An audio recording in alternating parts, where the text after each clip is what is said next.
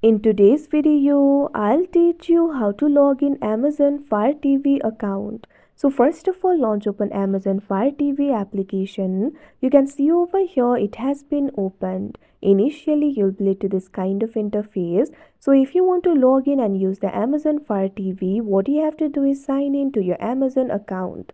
So tap on this option, sign in with Amazon, that you can see on the screen. Now once you do that, you can see over here you'll be able to sign in to your account. All you have to do is simply enter your Amazon account credentials over here. If you do not have the Amazon account, tap on the option create account and you'll be able to do so.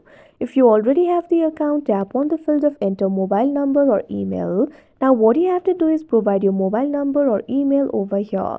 Tap on the continue option. Now once you do that, you'll be required to enter your password. Simply enter your Amazon account password and you'll be logged into your account and you'll be able to use the Amazon Fire TV. So that is how you log in Amazon Fire TV account. I hope you found this video helpful. Thank you for watching.